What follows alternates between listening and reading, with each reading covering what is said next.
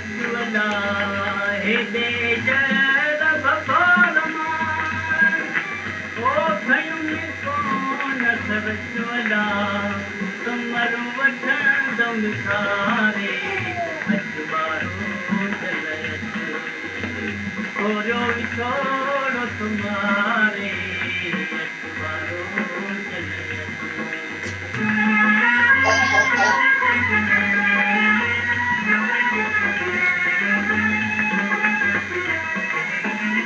परी तूफान में